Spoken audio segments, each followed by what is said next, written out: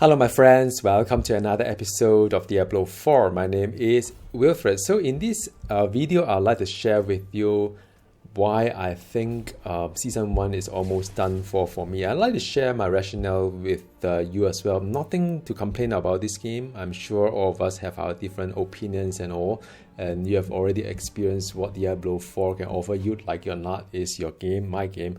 But it's going to be a lot of mathematics behind it. I hope you can deal with that, because those of you who subscribe to my channel in the past with Marvel Heroes, you know that I'm always into numbers a lot, and it's all driven by numbers. Now, my druid has reached the level 100 on the Season 1 server, and the Glyph, 6 of them is all tier 21 onwards. So there's the max. You can't do any more than tier 21. So what it means is that I've got the maximum number of Paragon points, I've got the maximum tiers for my Glyph, and that is, so what can I play for from this point onwards when 1/3 of my gear is already item level 800 plus before crafting. And I managed to, like in this video, manage to do a tier 58 dungeon, which I'm sure I can push a little bit further. So from this point onwards, what I can do with my druid is either farm more 800 plus gear so as to improve my character to be stronger. And with that, 800 is a good number, because after you upgrade it 5 times, it's 825, and it reached the next breaking point, then your gear suddenly become more awesome. I can push the Nightmare Dungeons as well, and I've realized that the higher the Nightmare Dungeon, the more chances the 800 plus item level items will drop. But I'll get into the butt part of it. And of course, the ultimate Pinnacle boss, which is Lilith, the Uber edition. So I could do that kind of a journey, farm more gear, better gear, push dungeon, and and finish off the Pinnacle boss. And then I've done some research lately. So I've been collecting a lot of statistics while playing the game, and I was trying to find out how best could I farm item level 800 plus gears. So I look at the Curiosity Oboe kind of vendor. Is there about 3% of the items are item level 800 plus? So 3%, and I think it's more or less like, at your level, that is a 3%. If I do health ties, and overall, because health tie, the mobs are a couple of level higher than you, depending on which patch you are at. So right now it's 3 level, but previously it was 2. And it is there about 5%, and that includes the mysterious chest that you get. About 5% of the whole entire inventory would be item level 800 plus. Now, if I do a Nightmare Dungeon tier 58, like you see in this video, item level, the mob level is 112, and the 8% thereabout, I'll get the item level 800 plus. And also, that is a time when I see a little bit more unique as well. Not that my build need a lot of unique, but there are some unique that start to drop as well. But that's about it. So it takes about 8%, and I can imagine as I push higher and higher Nightmare Dungeon, I can increase the chance of getting 800 plus items. And of course, in my mind, that is exactly what a loot game is, because that's what you're chasing. But in order to get my next item level 800 plus gear, it's actually very hard to find one. I look at the statistic, I'll share with you in just a bit. And after I've seen all this number, it kind of like, I come to the realization that, do I want to spend many hours without seeing any improvement in my character? Not like Diablo 3, whereby even if you got nothing from the dungeon or the loot, you could still perhaps get the Paragon points and or upgrade the Legendary Dam to further augment your gear, or even the vendor Cadella will sell you items that is like a top tier. You don't need to farm for the highest item level. They'll give you the good item there as well. So I was just thinking, okay, so I should get into the statistics. So let's bear with me for a moment.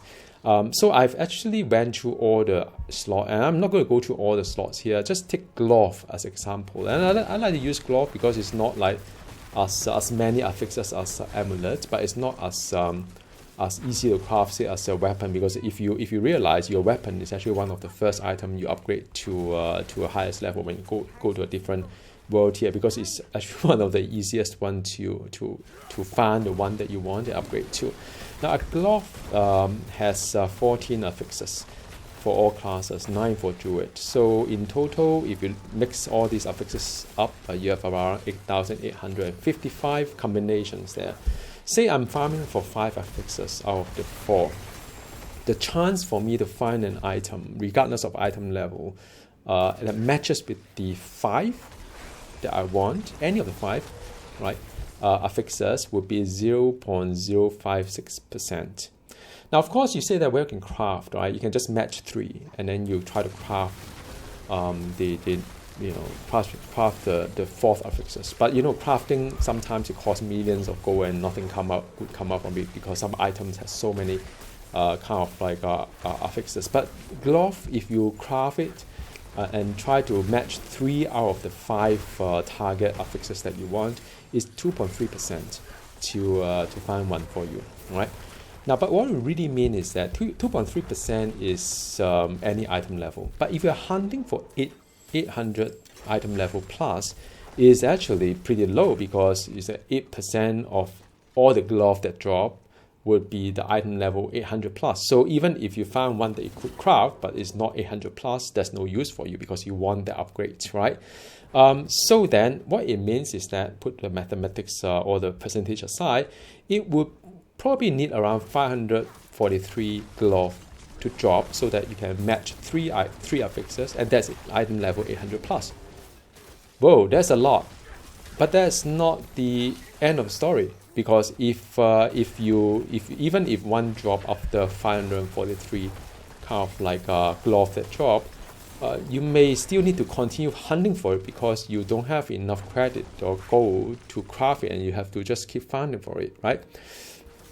So if you take a look at the run itself, each nightmare dungeon, some good one, some bad one, but the good one usually give you 3 or 4 glove. You can take a look at that. I mean, 3 or 4 head item, 3 or 4 glove, 3 or 4 leg item, 3 or 4 ring, 2 amulets. That's usually good kind of dungeon. But there are also some dungeon that is pretty short and a lot of walking around, not much mobs, not much loot, and you get only like 1/3 of the inventory.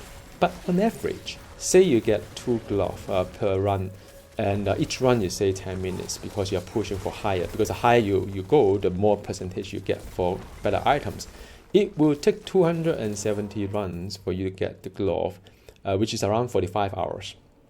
For one that drop, that you could craft on it. And there's no guarantee that you can craft it well, because some items have many affixes, and glove is just one of the item that's neither the most hardest one nor the easiest one. There are item slot that's a lot harder to get as well. And it could mean that I may potentially need to run it in many hours to hunt for that one item. Now I think, look, I have no problem playing a game that is that require me to play hundreds of hours in any season. I play in Warhammer Inquisitor Marker. But it has to be fun, right? Because if I have to look through hundreds and thousands of junks just to find that one item that I want to upgrade, a glove, I don't think I would like to sign up for that for now.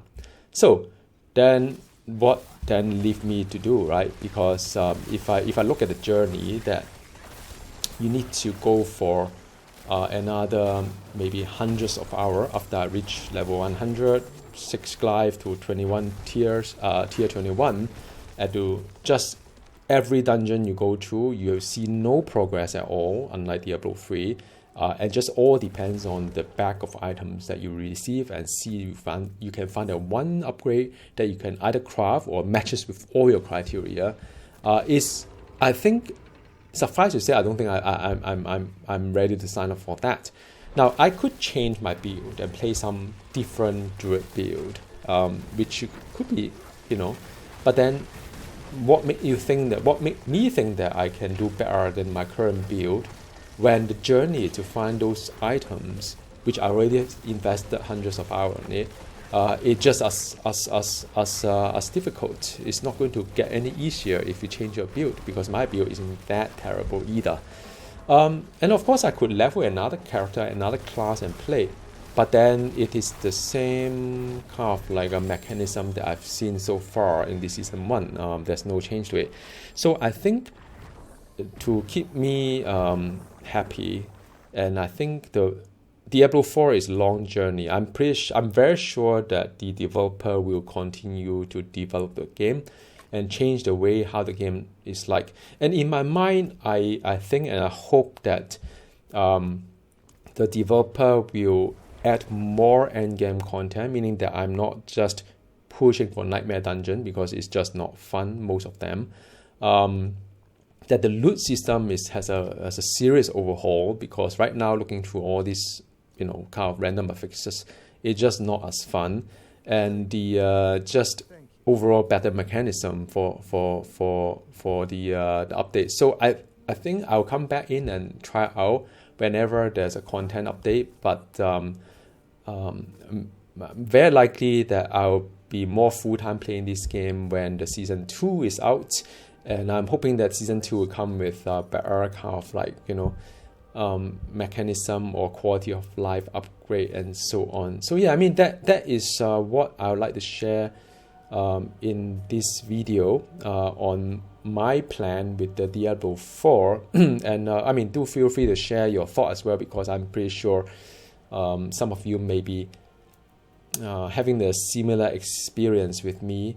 And do let me know as well if I could do something with Diablo 4, given where I am today with my druid, and what else should I be looking at that I may have missed out, and it's fun to do, which I'm trying hard to find it right now. Now, of course, I could finish off the story side quest as well, because everything is not entirely completed. I may do that actually, come to think on it, because I've accomplished almost everything that I want in terms of the progress. So the last thing I really want to maybe think about is why not try to complete some side quests. But even for that, I think it's going to be rather hard, because some of this will require a random drop from some items. Like for example, today I went into a random kind of like a hell tie just to test my theory about the drop rate for the 800 plus item level 800 plus items, and I found a goblin. I downed the goblin, and the goblin dropped me an item whereby I took it back to the Obo vendor, the curiosity vendor, and that completed a side quest. So things like that, you never know. Sometimes when you loot, when you do some kind of like a farming for mineral or herbs, and they may drop another item as well. So yeah, anyway, thank you for watching, and who knows, next big update I may be back again, but I'll see you next time. Goodbye.